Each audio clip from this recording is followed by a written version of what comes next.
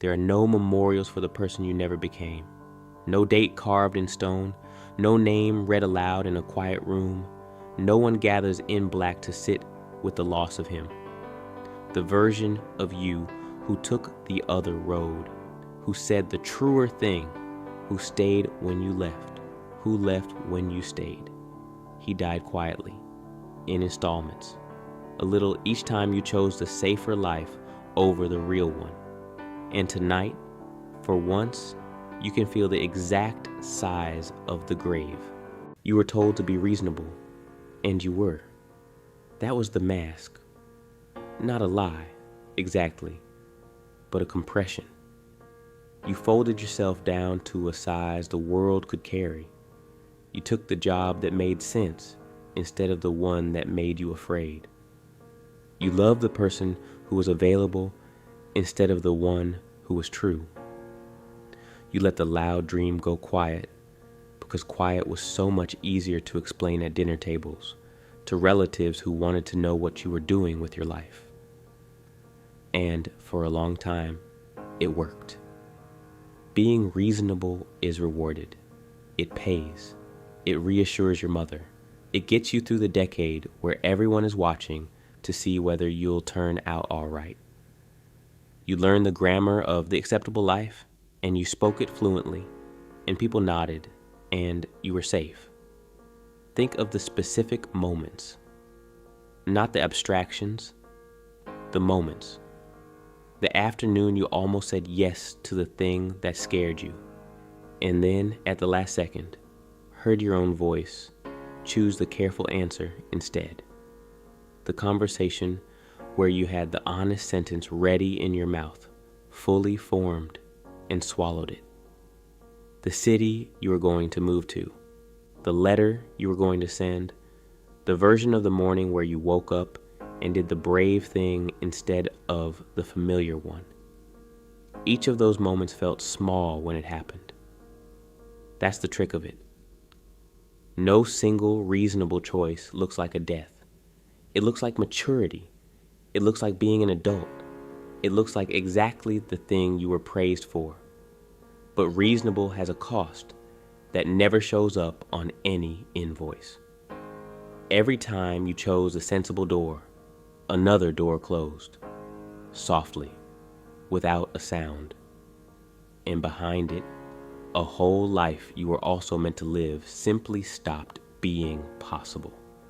Not delayed, not postponed, ended. The man who would have walked through that door was never born because you closed it before he could take his first step. You didn't notice at first. The doors closed so gently. You were busy. You were managing. You were, God knows, tired. You called it responsibility, and some of it truly was. There is nothing dishonorable about a careful life. Most of what holds the world together is built by people who chose the reasonable thing again and again so that others could depend on them. But something in you kept a ledger.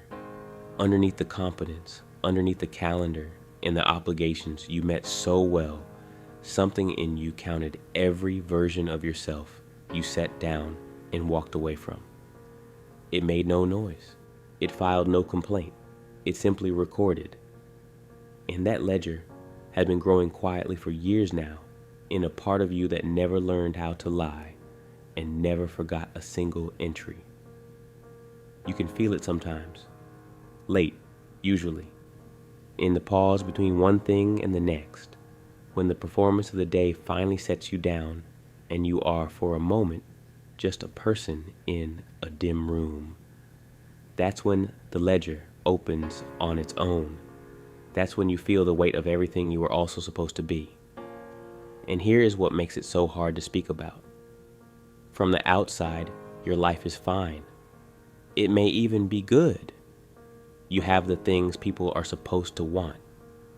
You did not waste your years on obvious ruin.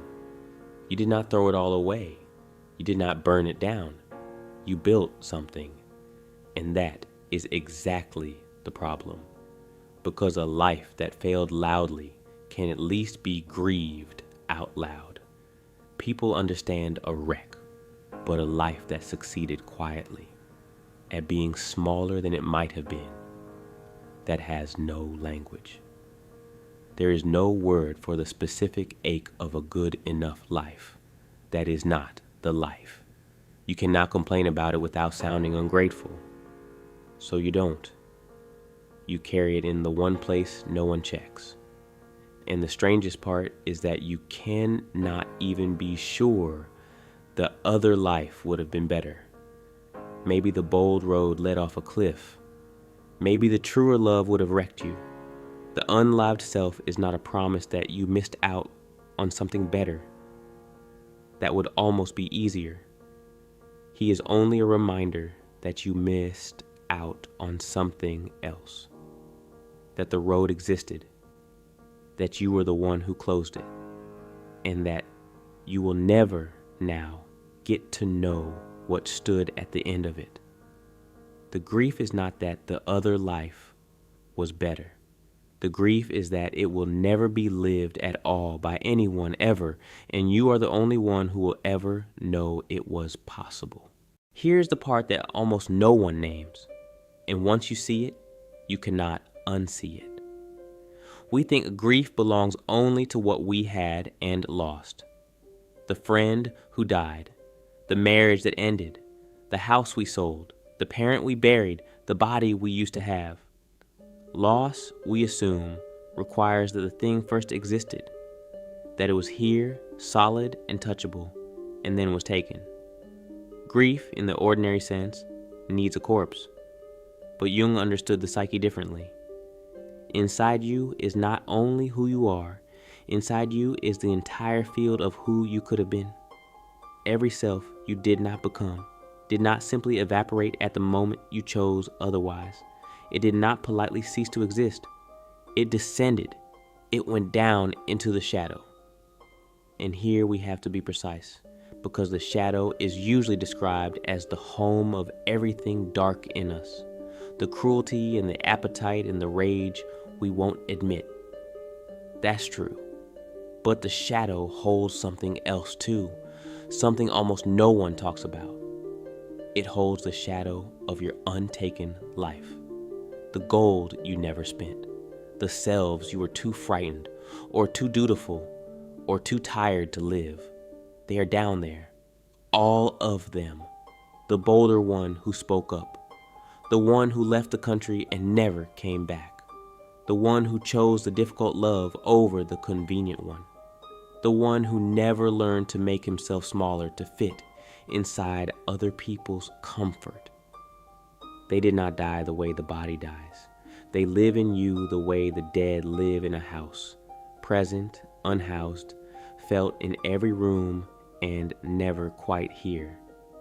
Adam Phillips wrote one sentence that quietly undoes people who read it slowly. He wrote that we share our lives with the people we have failed to be. Sit with that. You are not one person walking through your years. You are accompanied. You are, and this is the exact word, haunted, companioned by all the selves you declined. And here is the cruelty of it. They do not age the way you age. You get older, heavier, more marked by time. They stay young. They stay possible. They stay just out of reach, forever the age they were when you turned away from them, forever holding the future you didn't take. We share our lives with the people we have failed to be. Psychologists have a name for grief that has no clear object.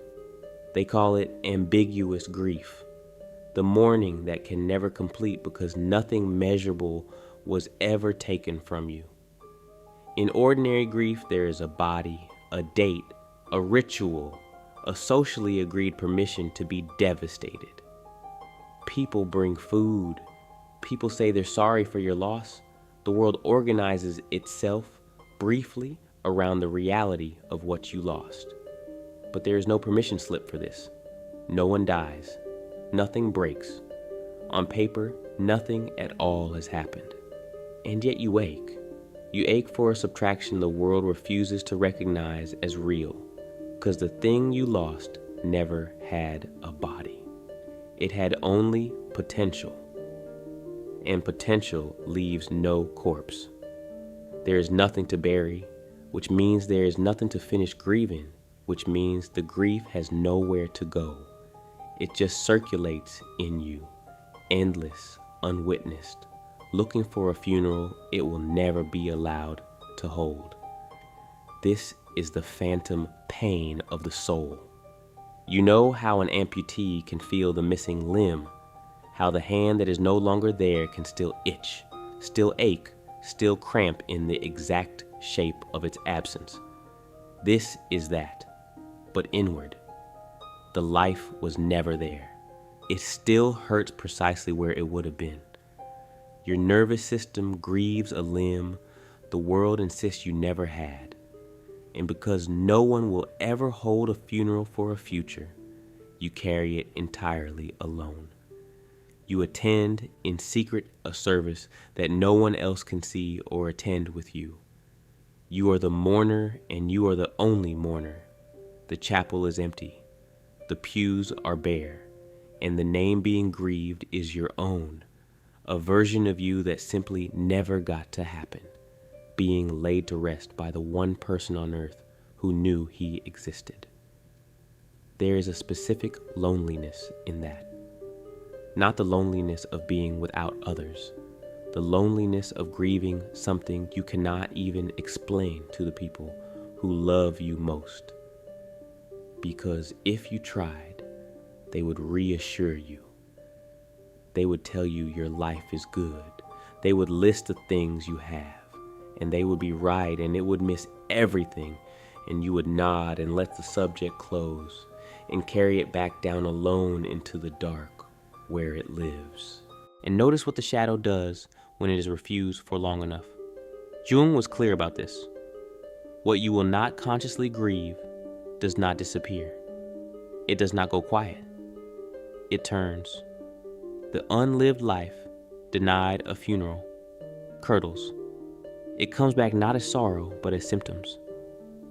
As the restlessness that has no object, the flat gray boredom that no achievement touches, the sudden, irrational envy of a stranger's freedom, the resentment you feel toward the very people you chose to be responsible for. That resentment was never really about them.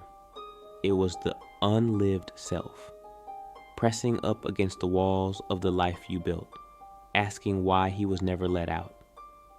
What you refuse to mourn will govern you from below. The doors you close do not stay closed politely. They knock. This is why Phillips says, the unlived life is not a failure to be corrected, but a companion to be acknowledged. The point was never that you should have lived it. The point is that pretending it never called to you is what makes it dangerous. The self you deny doesn't ask for much, but denied entirely, it takes its payment in your capacity to feel anything at all, because the same door you shut on your grief is the door you shut on your joy. You cannot numb one selectively. The man who will not mourn what he lost slowly stops being able to want what he still has. So say it, just once, without the reflex to immediately fix it. There was a life you were supposed to live, and you did not live it. Say it slowly, so it can't slide past you the way it usually does. There was a life you were meant for, and you did not live it. And you are not going to. Not because you were weak, not because you failed some test that you can now, tonight, go back and finally pass, but because every real life is bought with the death of all the others. This is a thing no one tells you when you're young and the doors are all still open. To choose is to bury. Every yes is 100 quiet no's. To become one person fully is to let 100 other people you also were die inside you. Unlived, ungrieved, unnamed. You could not have lived them all. No one can. The tragedy is not that you failed to. The tragedy, the plain, structural, unfixable tragedy of being a human being with one life and infinite capacity. is that living at all requires this, that to walk through one door is to seal every other, that the cost of being someone is the death of everyone else you might have been. That is not a problem to be solved. That is the shape of being alive. Now, notice what your mind wants to do right at this moment. Feel it. It wants to rescue you. It's already moving. It wants to say, it's not too late. You can still. And then it offers a plan, a course you could take, a move you could make, a second act, a reinvention, a bold late chapter where you finally become the one who got away. Feel how fast the rescue arrives. Feel how eager it is to haul you up out of the water before you've even touched the bottom. Feel how uncomfortable it is for you to simply be here at the grave without a shovel to start digging your way out. But you did not come here tonight to be pulled out. The person you never became is not a task for tomorrow morning. He is not a self-improvement project. He is a death, a real one, that already happened again and again in rooms you can no longer walk back into. And the only honest thing, the only response that isn't just another elegant way of looking away, is to stand at that grave and admit that it is real, that someone is buried there, that the someone was you. To choose is to bury. You became one person by letting 100 others die in you. There is no fixing this. There was never any fixing this. There is only facing it. And facing it tonight, without flinching, without reaching for the plan, that is enough. That is the whole of what tonight asks. Not repair, just the courage to stand still at the edge of your own subtraction and not pretend it's a garden. Now stay. Don't climb out yet. I know every instinct is pulling you toward the exit. Stay anyway, because everything in the culture around you wants to hand you the next sentence, the one that begins with but and ends in bloom. But the closed doors made you exactly who you are. But every ending is secretly a beginning. But you had to lose that self in order to find this one. But the wound is where the light enters. You've heard them all. You could recite them. They arrive so quickly, and they feel so kind. And maybe, someday, some of those sentences will turn out to be true for you. Maybe there's a version of tomorrow where the loss becomes soil and something grows. I won't tell you it can't. But not now. Right now, refuse them. Refuse the bloom. Because here is what the redemption sentence actually does. Underneath its kindness, the instant you reach for it, you leave the grave. You turn away from the one buried there to go tend the future instead. And the one buried there, the self you never lived, has already been left too many times. His entire non-existence has been one long abandonment, discarded the moment he became inconvenient, waved off every time he tried to surface, told again and again that his loss doesn't count because nothing technically happened. Give him, for once, the one thing he was never given: your presence, without an exit, without a lesson, without turning his death into a motivational chapter of your growth. There's a strange, quiet dignity in this. To sit in the unlit room of your own subtractions and not flee. To let the ache simply be an ache and not immediately conscript it into meaning. To stop asking what the loss was for, as if a loss has to earn its keep, as if grief only gets to stay if it makes itself useful. Because some losses are not for anything. They do not point toward a lesson. They do not resolve into wisdom. They are simply the tax on having lived one life instead of the infinite lives you were born holding in your hands. And the person who can sit with that, who can grieve the ungrievable and not demand that it convert itself into meaning by mourning, That person has finally stopped performing recovery. That person has put down the exhausting work of being seen to heal. That person is, at last, telling the truth. Some losses are not for anything. They are simply the tax on having lived at all. So stay a moment longer in the quiet, longer than is comfortable. The unlived self is here in the room with you now. You can almost feel the shape of him in the dark. And notice, he isn't angry. He never was. He didn't come to accuse you. He isn't holding up a list of everything you failed to do. He only ever wanted one thing: to be acknowledged, to be known to have existed, to have one person, once, sit in the dark and admit that he was real before the light went out for good. That's all. That was always all. Not to be resurrected, just to be mourned. And there's something almost unbearable in how little he asks. A person who was cheated of an entire existence, and all he wants is a single night of being remembered. No apology, no reversal, no demand that you go back and choose again. Just the acknowledgement that he was here once as a possibility, standing at a door you were both looking at, and that when the door closed, something real ended, even if the world will never issue a certificate to prove it. Give him that. It cost you nothing but your comfort, and comfort was never the thing worth protecting anyway. You have spent so long being the one who copes, the one who is fine, the one who has, by every visible measure, turned out well.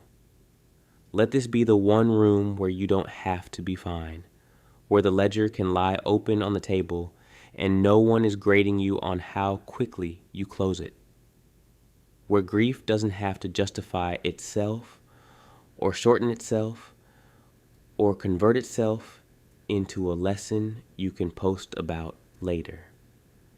Just this once, just here, in the dark, with him. I won't tell you what to do with this. There is nothing to do. That was, in a way, the whole point. But maybe, in the days ahead, not tonight, the days ahead, when you catch yourself mid-motion, reaching once more for the reasonable thing, folding yourself down again to fit a room, you might feel him there, the one who would have chosen otherwise, not as a reproach, not as a voice saying you got it wrong, as a companion, as quiet proof that some part of you never fully agreed to the smaller life and never will, no matter how far in you get. You don't have to become him. It may be far too late for that, and pretending otherwise would just be one more way of refusing to grieve, trading the honest ache for a fantasy of the comeback. But you can stop pretending he was never real. You can stop insisting the doors were never open. You can let him walk beside you now, unlived, quietly loved, the way you might keep a photograph of someone who is gone. Not to fix anything, not to bring them back, only because forgetting them entirely would be the deeper loss. The room is dark, it's late, and somewhere in you, a funeral you never held is finally, quietly, being held. There are no flowers. There's no one else here.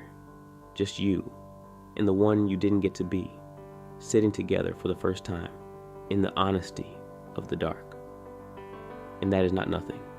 That, it turns out, is almost everything. Stay as long as you need.